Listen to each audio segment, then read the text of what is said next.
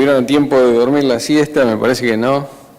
El pastor no los dejó, los llevó a hacer evangelización. Ahora se van a dormir mientras yo hable. No importa, hermano, duerman tranquilo que yo hablo bajito, así no se despierta. Bueno, espero que el Señor los bendiga. Y para mí, como dije a la mañana, es un verdadero privilegio estar compartiendo estos estudios. Y nuevamente, como dije a la mañana, el Señor Jesús enseñaba y predicaba y sanaba. Y eso mismo tiene que hacer la iglesia. Y a veces predicamos, a veces enseñamos, a veces sanamos.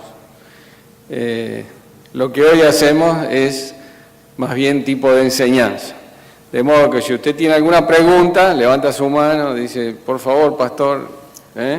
Hoy a la mañana nadie se atrevió, no sé si es porque no hicieron ninguna pregunta, pero quizá ahora en la tarde habrá más tiempo para las preguntas. Bueno, quisiera comenzar leyendo el texto del Señor que se conoce como la Gran Comisión, ¿verdad? Que son los últimos versículos del Evangelio según San Mateo. Así termina el Evangelio según San Mateo. Mateo capítulo 28, versículo... Quizá podemos leer desde el 16, que es toda la sección. Pero los 11 discípulos se fueron a Galilea, al monte donde Jesús les había ordenado, y cuando le vieron, le adoraron, pero algunos dudaban. Y Jesús se acercó y les habló, diciendo, «Toda potestad me es dada en el cielo y en la tierra.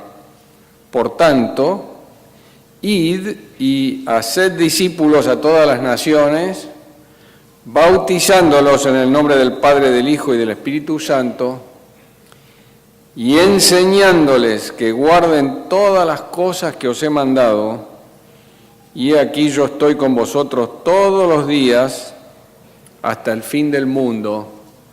Amén». La familia y la educación de los hijos se basa en la educación cristiana. La iglesia cristiana, el primer documento de la iglesia, me pone el PowerPoint, hermano. Gracias. ¿Lo tiene ahí o...? Si no, yo tengo el pendrive acá. A ver si lo encontró. El primer documento de la iglesia, ahí lo tiene. Aparte de la Biblia, se llama la Didaqué. La palabra Didaqué quiere decir enseñanza de los apóstoles. De esa palabra viene la famosa catequesis, que algunas iglesias utilizan para la educación cristiana. En lugar de llamarle estudio bíblico, le llaman catequesis, que quiere decir estar bajo enseñanza. De la misma palabra deriva la palabra didáctica, que quiere decir enseñar, ¿verdad? Enseñanza o educación. Y la iglesia cristiana recibió este mandato de la enseñanza desde el Antiguo Testamento. No nos olvidemos que las reuniones de los judíos en sus sinagogas, hasta el día de hoy, son reuniones fundamentalmente reuniones de enseñanza, donde se enseña la ley de Dios. Para el judío, la Torá, los primeros 5 libros del Antiguo Testamento, nosotros le llamamos el Pentateuco. Eso deriva de que teuco quiere decir caja, y eran 5 cajas donde se guardaban los 5 rollos, cada uno de esos rollos ¿verdad?, que eran más o menos de este tamaño y se enrollaban o desenrollaban, porque los libros no eran como hacíamos nosotros hoy, y entonces después se guardaban, y por eso nosotros le llamamos así, las 5 cajas, los 5 libros de Moisés, que son para el judío la ley de Jehová. Esa ley después fue corroborada por los profetas y también por los escritos, y esas son las 3 partes del Antiguo Testamento: la Torá, los profetas y los escritos. Todo eso tiene que ver con un trasfondo de enseñanza. Y aquí lo vemos en este texto de Jesús, que es la Gran Comisión. Ese es el próximo.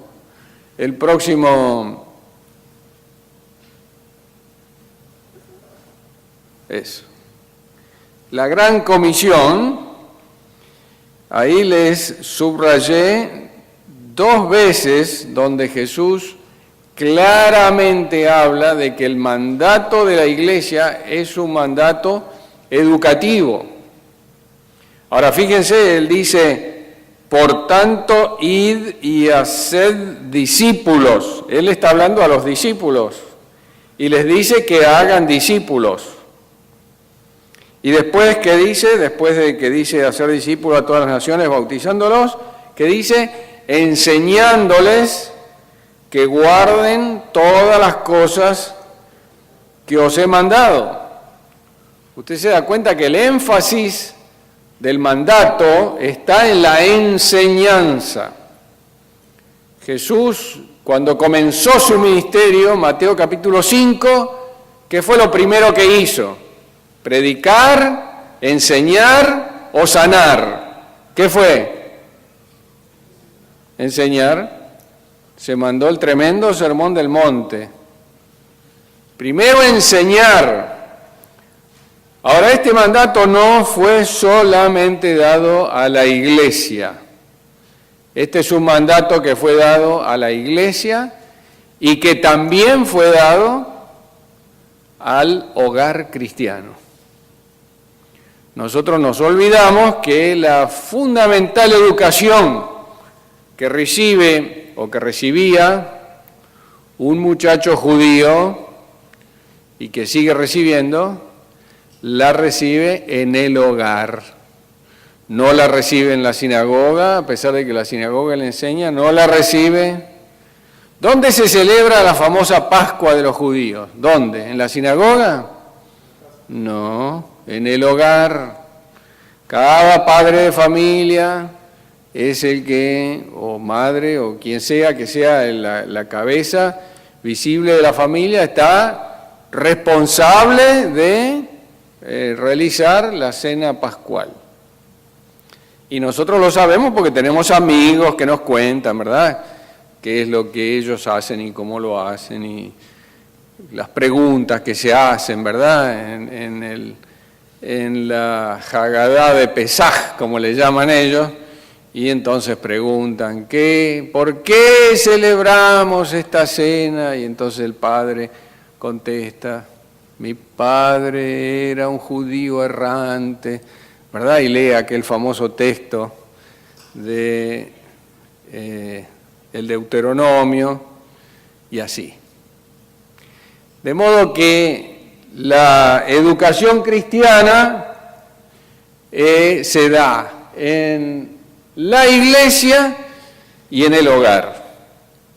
Decimos en la iglesia porque en la iglesia se da educación cristiana.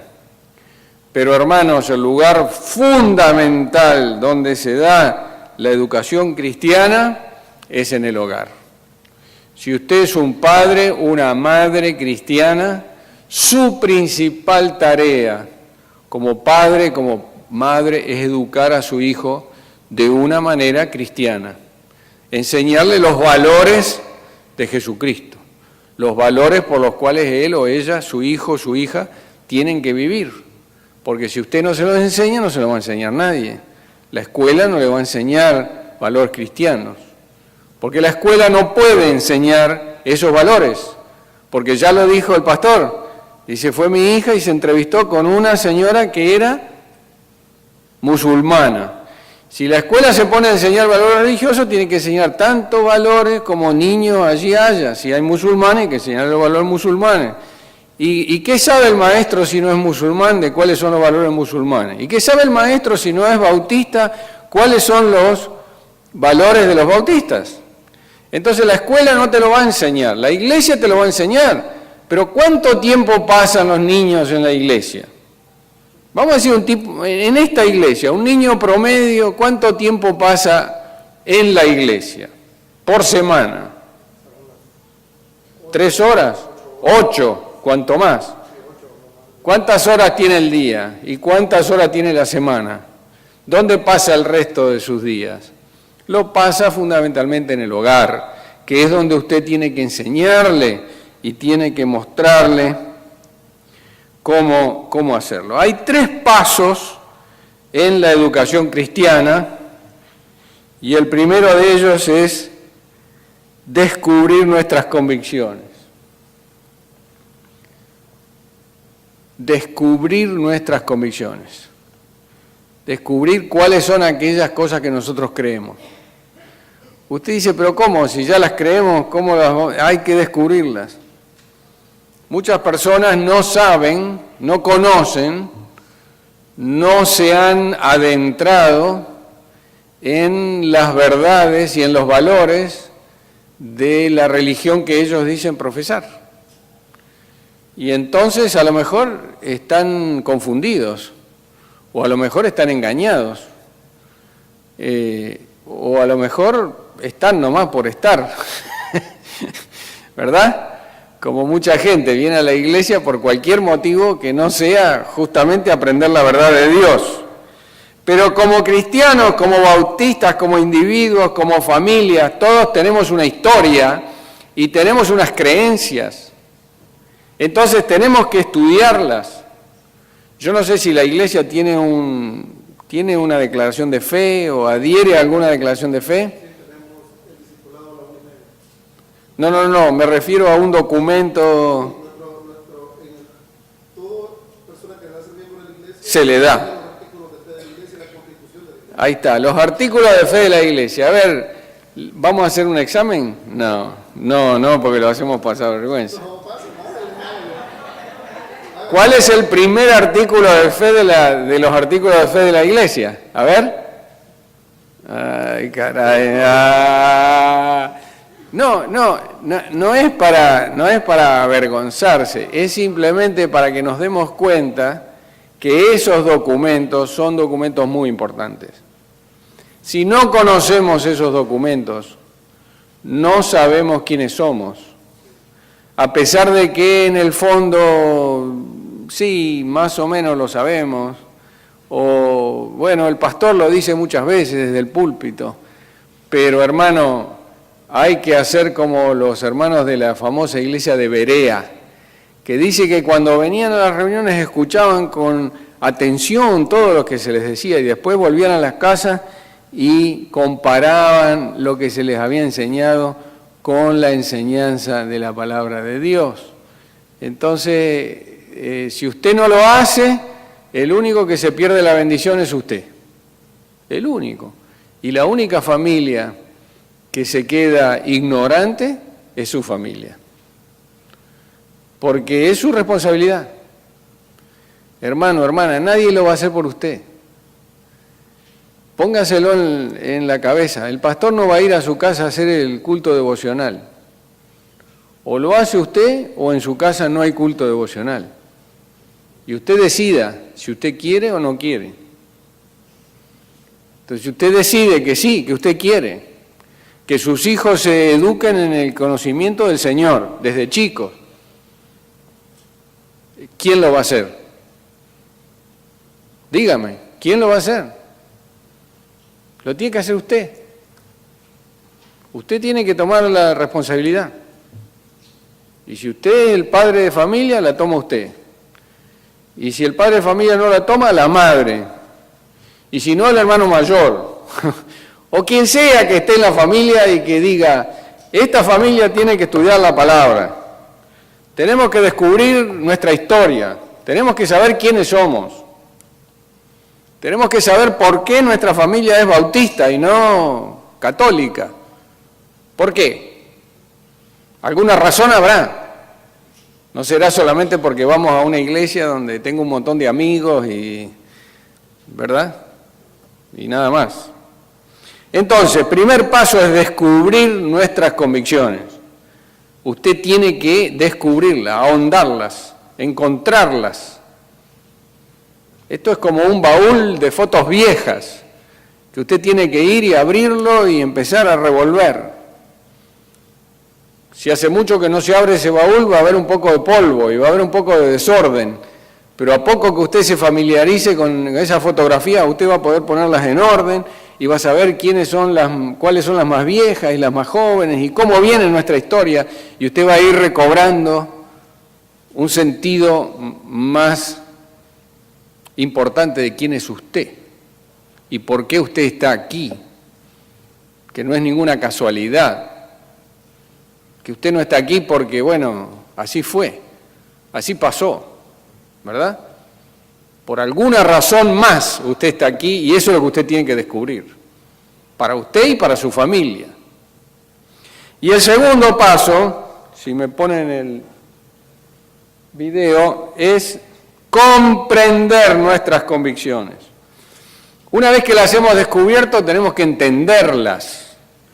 ¿Por qué nuestra declaración de fe usa una cierta palabra? ¿O por qué dice tal cosa? ¿O por qué tiene este orden? ¿Por qué no podría tener otro orden? Hay que comprenderlo, hay que entenderlo. Hay que reflexionarlo. Nadie lo puede hacer por usted. Es lo mismo que comer. Nadie puede comer por usted. Cada uno come por sí mismo. Usted por usted y yo por mí. Yo como mi comida, usted come su comida. ¿Me entiende? De lo mismo pasa con los estudios. Nadie puede estudiar por usted. Nadie puede entender las cosas por usted. Nadie puede descubrir su herencia por usted. Solamente usted.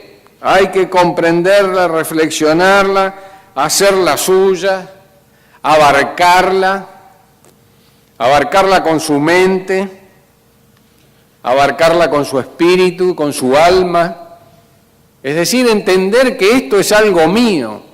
Es una herencia que a mí me han dejado, que yo he recibido, la herencia cristiana. Como dice el apóstol, ustedes no fueron los primeros en el Evangelio, ni el Evangelio va a terminar con ustedes.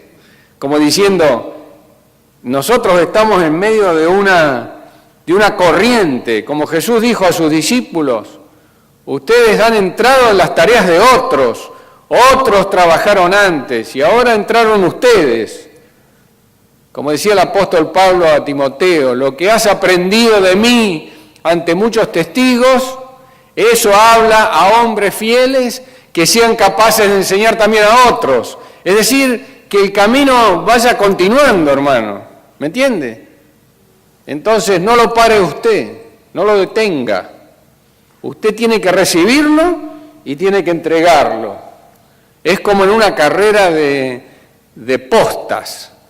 ¿Han visto las carreras cuando corren, ¿verdad? 4 corredores y se van pasando la posta, ¿verdad? Y hasta que él no la agarró no puede seguir corriendo. Y ahí se pone lo interesante, cómo hacen para correr, para agarrar la posta mientras van corriendo y no perder tiempo. Y todo eso tiene unos límites y una dinámica que a los corredores les encanta. Bueno, lo mismo con el Evangelio. Nunca terminamos de recibirlo y nunca terminamos de entregarlo. Siempre estamos recibiéndolo y entregándolo, y recibiéndolo y entregándolo. Es como en un continuo fluir que pasa por cada uno de nosotros. Entonces usted tiene que hacerse parte de ese fluir comprendiendo sus convicciones. Cuando nosotros decimos, nuestra iglesia cree en que Jesucristo es un Salvador personal, Bueno, ¿qué queremos decir con eso? ¿Por qué Jesucristo es un Salvador personal y no es un Salvador social? Bueno, cada uno tiene que poder explicar, usted tiene que poder explicarlo. Por ejemplo, cuando bautizamos a las personas les preguntamos, ¿usted ha creído en Jesucristo como su único y suficiente Salvador? ¿Qué quiere decir único y suficiente? ¿Por qué usamos esas palabras? ¿Por qué le preguntamos eso? ¿Por qué no le preguntamos alguna otra cosa? ¿Verdad? Eso es lo que hay que comprender. Y una vez que las hemos comprendido, tenemos que transformarlas y enseñarlas. Es decir, transformar y enseñar nuestras convicciones. Es decir, para que la educación sea completa, tenemos que transformarlas en algo que sea vital, que sea válido para nosotros en el día de hoy. Algo que dialogue con la época que estamos viviendo. Ese es el gran desafío. ¿Cómo podemos nosotros entregar nuestras convicciones doctrinalmente intactas sin cambiarlas en lo que tienen de más íntimo, pero ponerlas al día, cómo vestirlas con un nuevo ropaje y darle una contextualización para que no parezcan cosas de viejos? Ese es el desafío de la educación cristiana. Descubrir las convicciones, estudiar, reflexionar las convicciones y entregarlas de una manera renovada, de una manera nueva. Cada uno de nosotros, como padres, estamos llamados a hacer eso con nuestros hijos. Y cuando el chico me dice, ¿para qué tengo que aprender todas las reglas de sumar y de restar y de multiplicar y todo lo demás? Y hoy en día tenemos calculadoras. Todo el mundo tiene calculadoras. Yo le compré una calculadora la semana pasada. Fui a Staples a comprar unas cosas y había unas ofertas. Ahí había una calculadora, 50 centavos. Y yo digo, ¿para qué quiero esa calculadora? Pero era más importante la calculadora que los 50 centavos. Así que le pagué los 50 centavos y me llevé la calculadora. Después se la di a mi esposa para que se la entregue a una de nuestras nietas. Imagínense que ahora, la semana que viene mi nieta y dice, abuelo, a partir de ahora no estudio más la regla de multiplicar. Y que ella todavía está aprendiendo, ¿no? 5 por 8, 40, 5 por 9, 45, 6, ¿verdad? ¿Qué problema? ¿Para qué vas a aprender las reglas si ya tenés calculadora? ¿Qué le diría usted a su hijo? A ver. No se rían.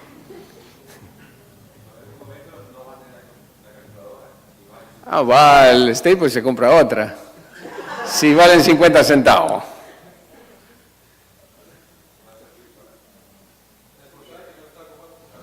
¿Cómo es? Que tiene la cabeza vacía. No, pero mire que están metidos con miles de otras cosas. ¿Usted no los vio con los iPad y todas las cosas ahí? Ellos están siempre metidos en todo eso. No se salen de ahí. ¿Se da cuenta? Qué problema, ¿no? Qué problema es educar a la nueva generación, porque la nueva generación viene con sus respuestas que a veces uno no las comprende. Y cuando eso impacta en la enseñanza cristiana,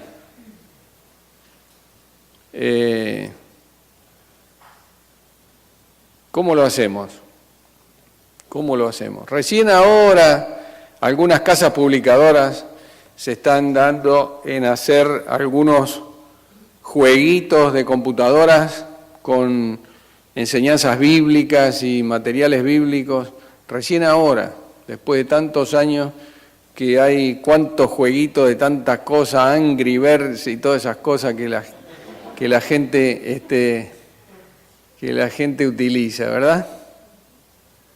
Necesitamos tener en lugar de Angry Birds, Loving Birds. ¿Verdad? Jesus Birds. Eso es lo que necesitamos tener. En lugar de Facebook, Facebook. ¿Me entiende? Algo que reemplace eso, pero que venga con la enseñanza cristiana. Cuando yo era chico teníamos en mi casa un juego que se llamaba Las Cartas Cristianas. Y el juego era así, tenía un nombre arriba, cada una de las cartas bíblicas. ¿Qué dije? Cristiana. Bueno, bíblica, cristiana. Las cartas bíblicas. Y arriba tenían un nombre, como si fuera Moisés. Y después tenía 5 preguntas, cada carta.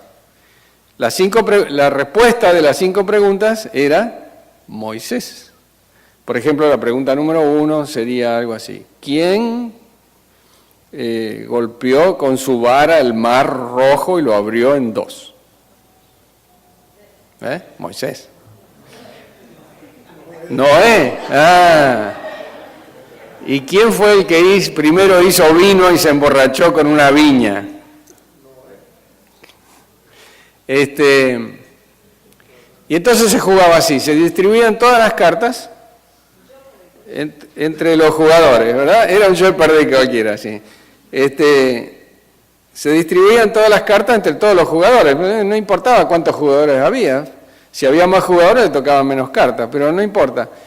Porque entonces lo que sucede es que por turno cada uno de los jugadores tenía que hacer una pregunta. Por ejemplo, yo preguntaba, ¿quién partió el Mar Rojo? Y éramos 8 personas. Y uno dice, el primero que decía, Moisés, se ganaba la carta. Entonces yo tenía que darle la carta. Y entonces el próximo hacía la pregunta y así, si uno iba dando, pero si yo sabía, yo también ganaba cartas. Porque cuando el otro preguntaba, si yo sabía la respuesta, lo decía primero y me ganaba la carta. El resultado del juego era cuando uno se quedaba con todas las cartas.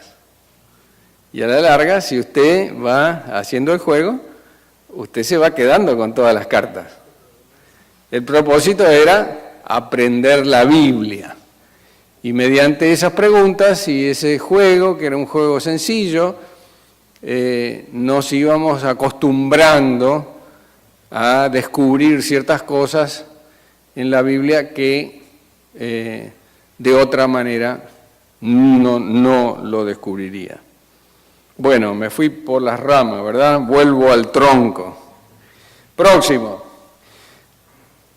Desde los tiempos bíblicos la familia ha sido la primera institución de la sociedad.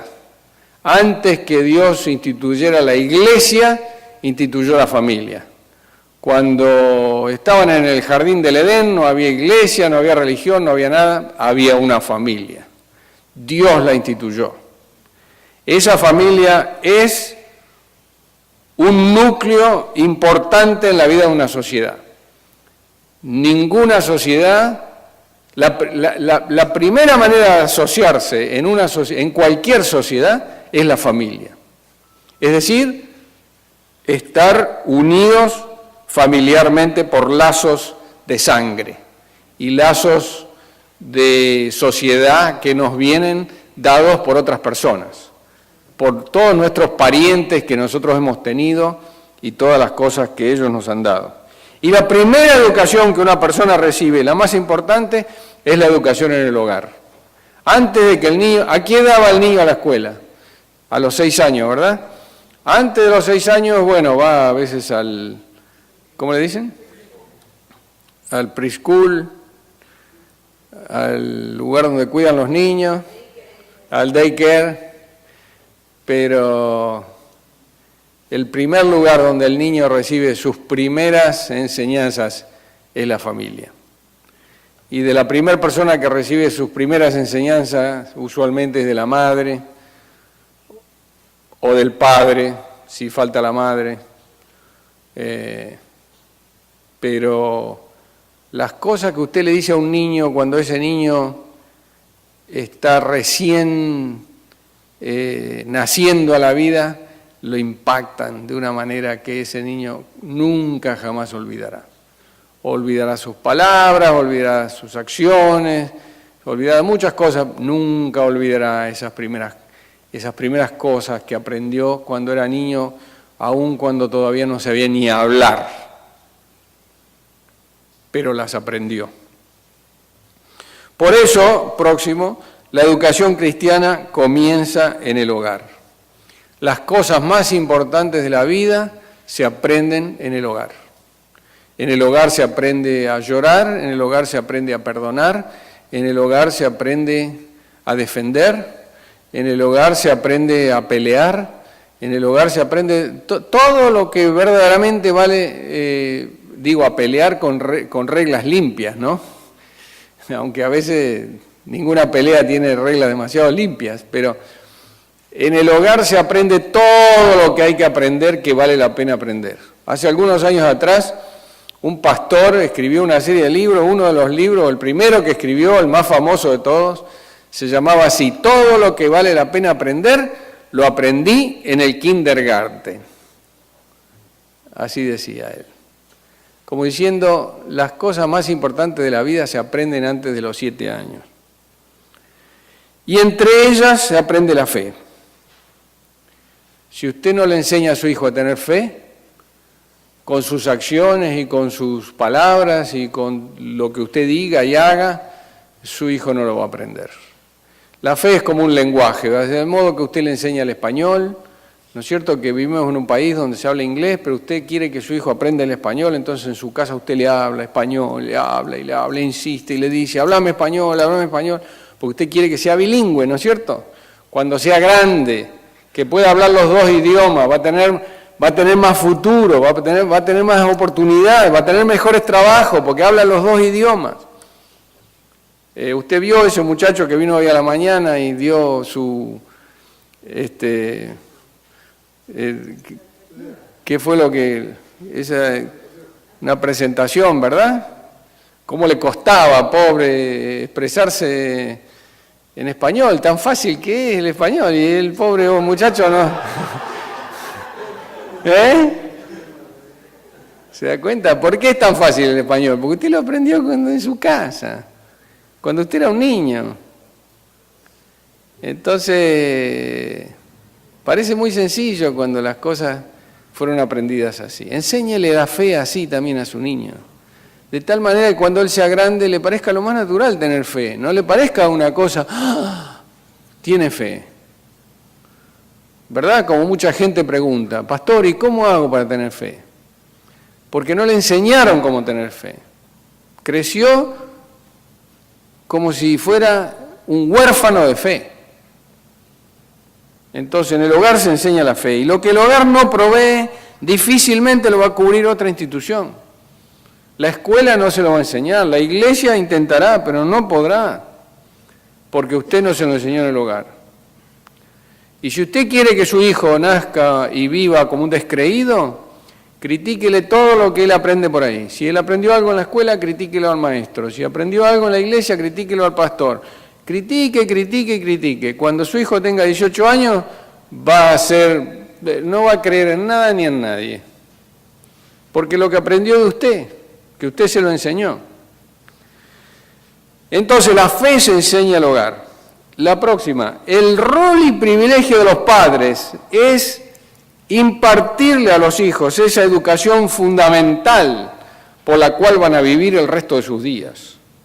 Usted está educando a una persona que va a vivir 80 años con lo que usted le enseñó. Por eso, nos guste o no, frente a los hijos, los padres tenemos un rol parecido al rol de Dios. No es que seamos Dios, pero somos como representantes de Dios. Y tenemos que darnos cuenta que es nuestra responsabilidad para ellos enseñarles la fe. Como si nosotros fuéramos los representantes del Padre Celestial. En el nombre del Padre Celestial le enseñamos a nuestros hijos la enseñanza cristiana. En el nombre de Jesús se lo enseñamos. Y con el apoyo del Espíritu Santo. Por eso los padres, nos guste o no nos gusten, tenemos que dar siempre el ejemplo. porque somos los que le damos a nuestros hijos los materiales esenciales para el desarrollo de su formación personal, moral y religiosa. Si usted no le enseña a su hijo que no hay que robar en su casa, nadie se lo va a enseñar. Si usted no le enseña a su hijo que no hay que mentir en su casa, nadie se lo va a enseñar. Esas cosas se enseñan o no en la casa. Y además se enseña, la próxima, con el ejemplo.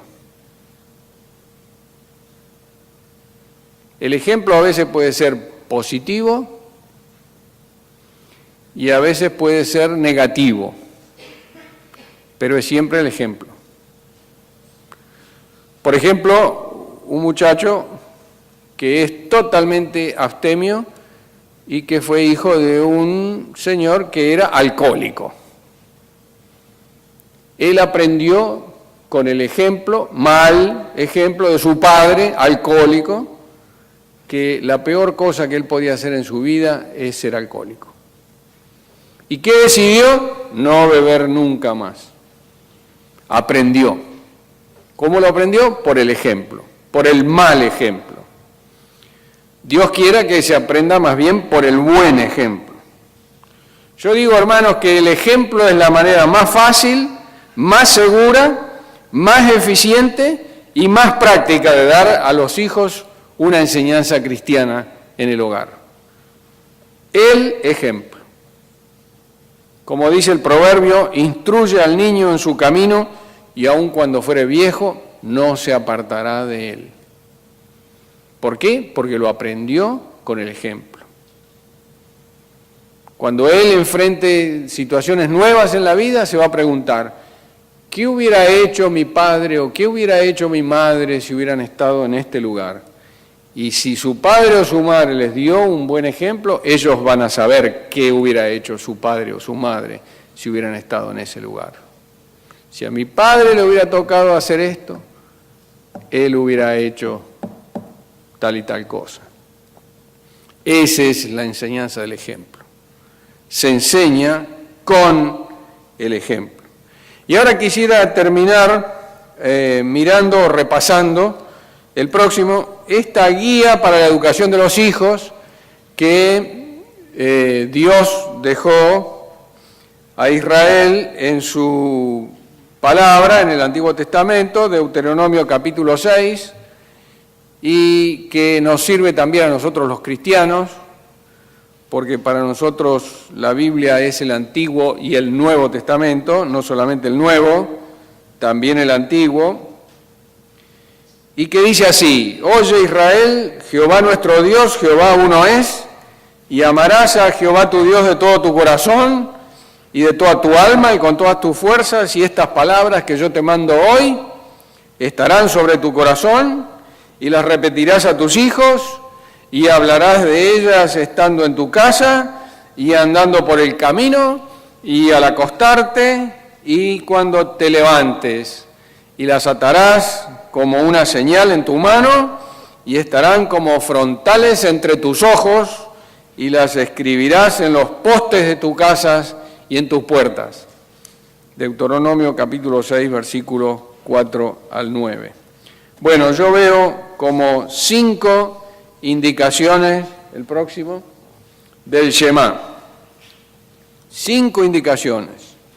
La Biblia no nos deja sin guía en cuanto a la educación que los padres tenemos que darle a nuestros hijos. El Shema, que es esta sección que acabamos de leer, era una declaración de fe, pero interesantemente venía acompañada de indicaciones didácticas. Entonces uno dice, ¿por qué la fe? Podían haber dicho la declaración de fe. Oye Israel, Jehová nuestro Dios, Jehová uno es. Y se acabó, esa es la declaración de fe. Pero entonces hay que enseñar las palabras. ¿Y cómo se las enseña? Y acá vienen las indicaciones didácticas, indicaciones de cómo utilizarlas en la enseñanza. Fíjense la primera. ¿Cuál es la primera? Próximo. estarán en tu corazón. Fíjese que no empieza,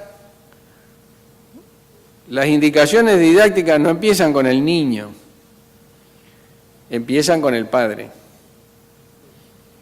¿Dónde estarán?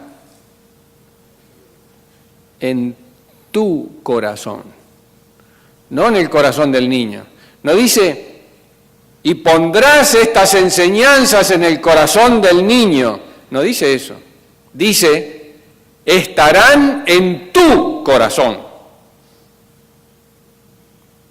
Hermanos, las palabras de Dios tienen que estar primero en nuestro corazón, si no, no las vamos a poder entregar al niño.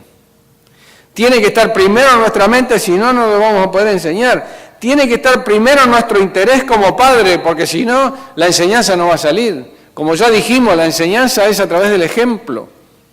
¿Qué ejemplo le va a dar usted a su hijo si usted no lo siente? Si usted quiere enseñarle a su hijo a orar, primero tiene que aprender usted a orar. ¿Y cómo se aprende a orar? Y orando. ¿Cómo va a aprender? ¿Me entiende? Usted puede repetir todas las oraciones que usted quiera, pero no van a pasar del techo porque usted no las dice de corazón. Las dice como un rezo, como una repetición ahí, de las cuales Jesús se reía y decía, no usen esas vanas repeticiones. Dice, eso hacen los gentiles que piensan que Dios lo escucha por su palabrerío. Dice, ustedes no necesitan todo eso, el Padre Celestial ya sabe lo que ustedes necesitan, ni antes que ustedes les pidan. Entonces casi que ni le digan nada. ¿Me entiende? Eso es lo que Jesús dice. Sin embargo, Jesús dice, hay que orar. Entonces no es que desprecia la oración, sino que está hablando de una oración que se hace del corazón. Estarán en tu corazón. Para el judío el corazón era la mente. Para nosotros el corazón son los sentimientos. Para el judío los sentimientos se ponían acá abajo, en la zona de abajo, en lo que los griegos le llaman la splagna, de donde deriva muchas palabras que se refieren a esas, a los intestinos.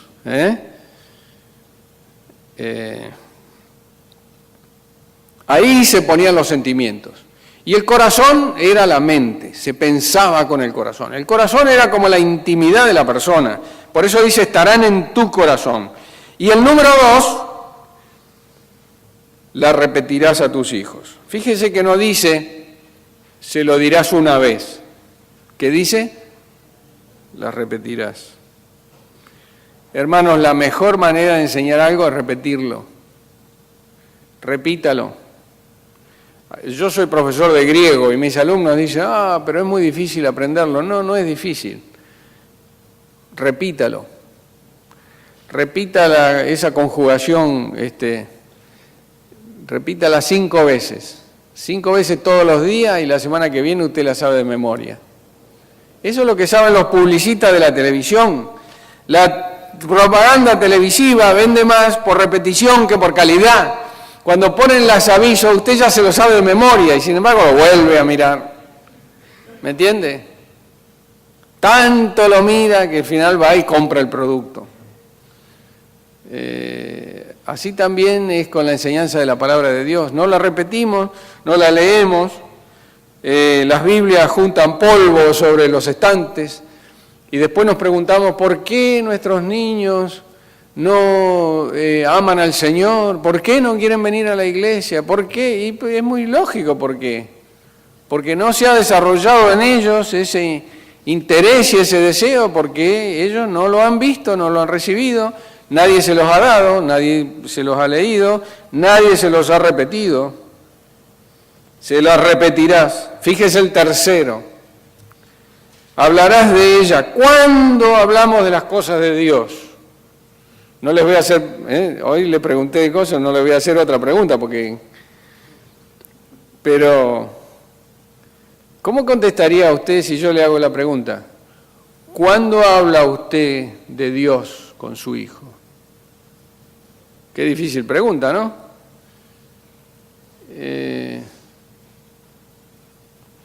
¿Cuándo?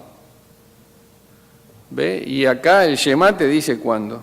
Te dice estando en tu casa, por el camino, cuando andan en el auto, que van o vuelven a la iglesia o que van a cualquier otro lado, van al mall, están en el auto, no saben de qué hablar. ¿De qué hablamos? De las cosas de Dios. Al acostarte,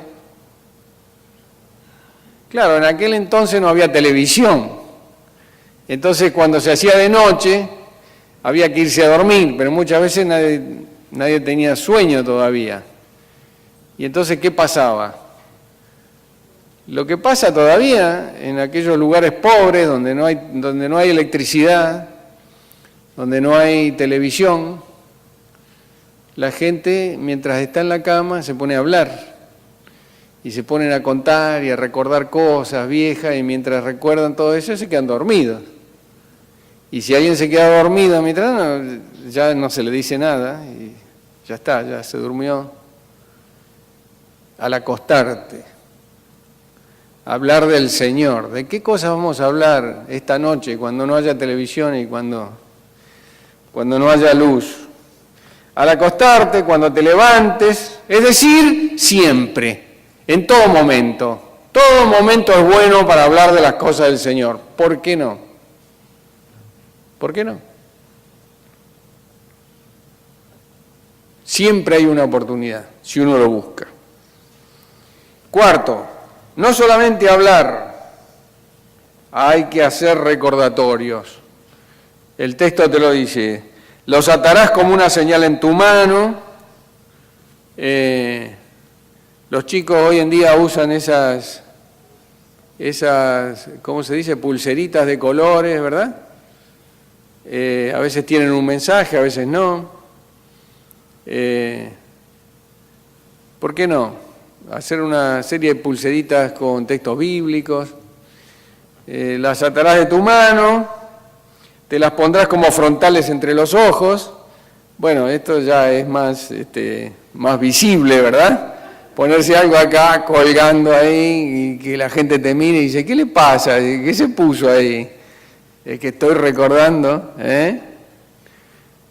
Pero los judíos, hasta el día de hoy, los judíos ortodoxos, usan unos chalecos que tienen como unos hilitos, se llaman filacterias, y en esos hilitos que originalmente eran de cuero, entonces escribían los textos bíblicos, todos los textos bíblicos, todos los mandamientos.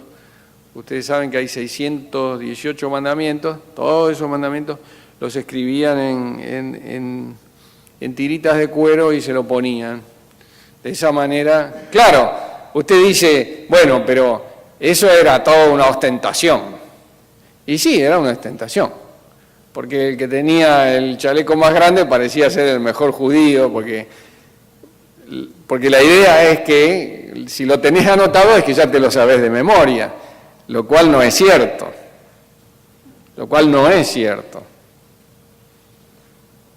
Hay un paso muy grande entre tener un recordatorio y haberlo conocido. Todos nosotros tenemos la Biblia, ¿verdad? La tenemos. El problema es, la leemos. ¿Me entiende? La misma cosa con estos recordatorios. No es solamente de hacerse recordatorios por el recordatorio en sí, sino para que el recordatorio te ayude a recordar y a aprender. Jesús dice, enseñándoles que guarden, ¿qué dice? ¿Se acuerdan el texto que leímos al comienzo? La gran comisión, ¿qué dice? Enseñándoles que guarden. No escucho nada, Todas las cosas que os he mandado. Muy bien. Usted como padre o madre, ¿ya le enseñó a su hijo todas las cosas que Dios ha mandado? ¿O todavía le falta alguna? Usted como maestro de la escuela dominical en la iglesia, ¿ya le enseñó a sus alumnos todas las cosas que Dios ha mandado? Los pastores tenemos ese lema, ¿no? Enseñándole al pueblo todo el consejo de Dios. Pero la palabra todo es lo que nos golpea, ¿verdad? Y la última, las escribirás en los postes de tu casa y en tus puertas. Cuando nosotros queremos guardar algo sin perderlo, ¿dónde lo pegamos? En el refrigerador, ¿verdad? Usted quiere tener un número de teléfono que no se pierda, ahí en la puerta del refrigerador va. Yo digo, ¿habrá algún versículo bíblico en la puerta del refrigerador? Hace algunos años una editorial cristiana editaba uno de esos calendarios que se cuelgan, que tienen fotos y viene el calendario del mes abajo. Y lo interesante es que cada día venía con un versículo bíblico. Me gustaba mucho eso porque al levantarse uno puede ir, ver el día que a uno le toca vivir y leer ese versículo bíblico, mientras uno está todavía despertándose, haciendo el café o el mate, como hacemos nosotros los argentinos, antes de comenzar el día. Nos hace falta esos recordatorios. En la puerta de la refrigeradora, en la entrada del carro. Hoy en día hay algunos sitios web donde usted se puede anotar y le mandan todos los días un versículo bíblico, por ejemplo, Maná Diario, ¿cómo se llama el otro? Ay, caray, el de...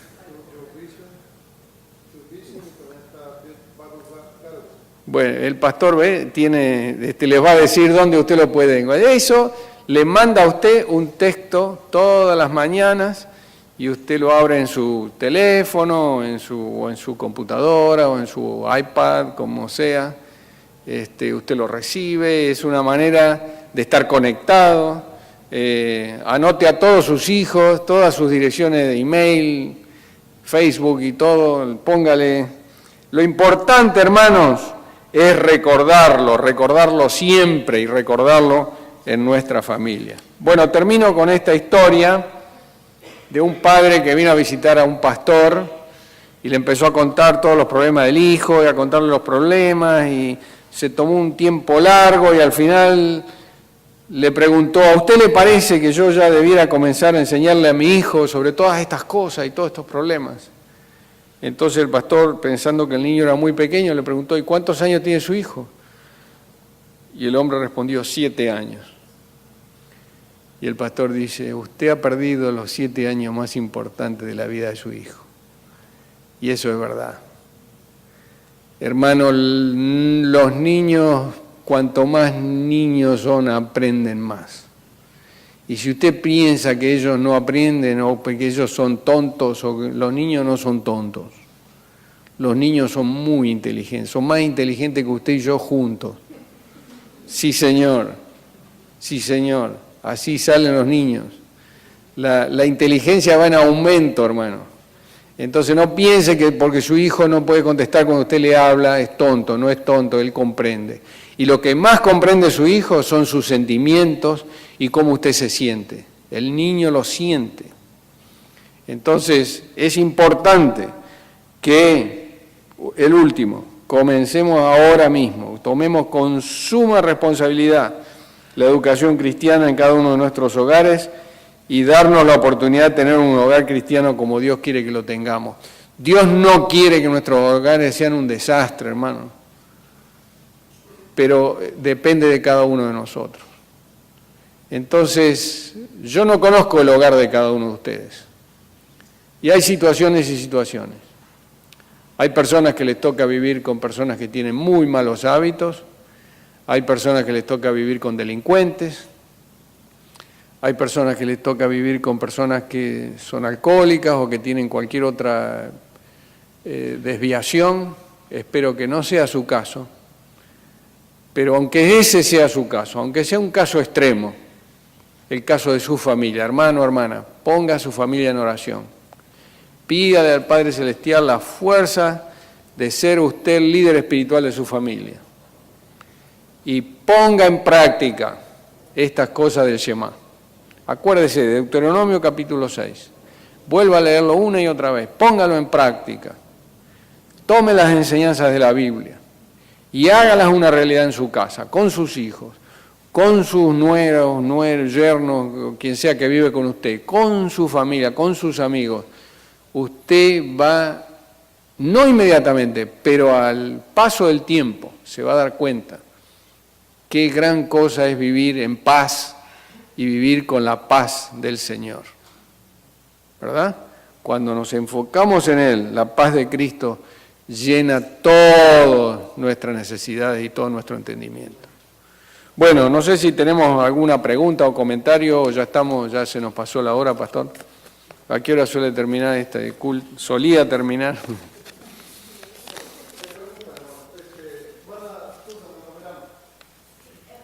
Dígame. ¿Cuál podría ser su consejo para hacer entender en este caso a mí, de que la razón por la que yo no le permito que él vea o juegue cierta clase de juegos que yo considero que Claro. yo le digo porque yo no le nada, pero no sé si hay algo más que le pueda... ¿Cuántos años tiene su hijo? 10. 10. Y sí, está en una edad clave está empezando la adolescencia casi. No creo que haya ninguna fórmula, hermana. Simplemente mírelo con cariño y dígale, yo no te permito porque te amo y algún día cuando vos seas grande vas a comprender por qué mamá no te dejaba ver esas cosas y no te dejaba jugar con esos jueguitos. Quizá vos ahora no lo entendés, pero yo te aseguro que yo te quiero mucho y que esto es por tu bien, así que te pido que no lo hagas, tampoco lo hagas cuando yo no estoy, no me engañes porque yo te voy a descubrir y si yo te descubro me voy a enojar mucho. Todas esas cosas que le decimos los padres a los hijos con cariño, no le grite. Si usted le grita, pierde autoridad. Cuanto más le grita, más autoridad pierde. No se enoje, no se salga de sus casillas, porque si usted se enoja, el niño inmediatamente dice, no, acá hay otra cosa. Pero si usted se lo dice con cariño, le habla bien, como una persona mayor, lo lleva a una parte. Yo no sé, en nuestra familia siempre las conversaciones más importantes se tuvieron en el baño. Yo no sé dónde en su casa se han desarrollado las conversaciones más importantes, pero parece como que especialmente cuando, quizá porque en nuestra familia ha habido esa costumbre de bañarse de bañera, ¿no? Llenar la bañera y meterse dentro de la bañera. Y entonces como que cuando uno está dentro de la bañera está totalmente indefenso, ¿no? Como un niño, y entonces viene alguien y se te mete en el baño y uno dice, ¿y de qué me va a hablar? Y entonces te sale hablando de esas cosas difíciles de la vida, ¿no? Bueno, debe ser quizá también porque fue la costumbre de mi esposa y nosotros tuvimos 2 hijas y entonces era de agarrarse en esas conversaciones. Pero claro, cuando nuestras hijas tenían esa edad no había...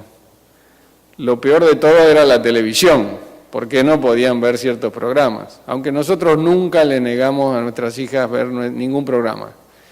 Pero una de nuestras hijas se había agarrado a ver un programa de una persona que era muy mal hablada, usaba muchas malas palabras. A mí realmente no me agradaba y cada vez que ella lo veía yo pasaba y le decía, vos ya sabés que eso, salí de acá, ¿verdad? Y así. Después de muchos años ella comprendió por qué yo le decía que no debió haber visto esas cosas. Pero por el otro lado, hermana, piénselo así.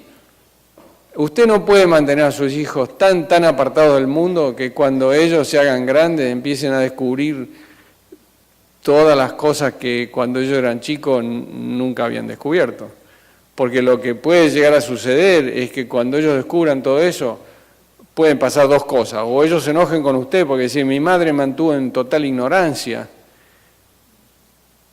O empiecen a hacer esas cosas, a practicar esas cosas, porque simplemente porque lo prohibido está de moda. Basta que usted diga no puede hacerlo porque el chico quiere hacerlo. Entonces, eso está en la naturaleza humana, ¿verdad? Que somos desobedientes por naturaleza. Vaya novedad, ¿no? Desde el jardín del Edén. Pero, como le digo, no hay reglas. Háblele con el corazón. Otra pregunta, hermano.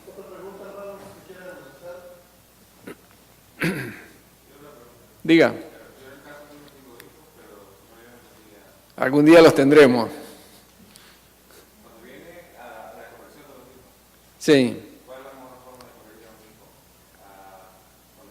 Cuando yo digo mejor forma, verbalmente, físicamente, la mejor forma de corregir a un hijo. Estoy hablando en su pequeña edad. Y es difícil porque hay que saber muchas cosas.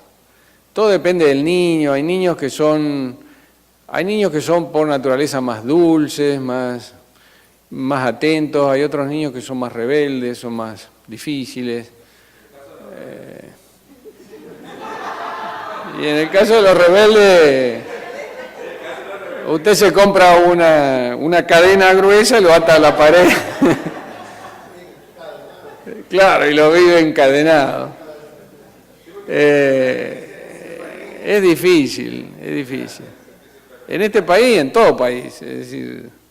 Pero bueno, por lo menos yo soy de Salvador. Sí. Y a mí cuando me castigaron. Seguro, y bueno, ya está. Y a usted le quedaron las marcas. Entonces, claro, lo que yo no quiero hacer en lo personalmente es transmitir, tal vez eso. Una cuestión.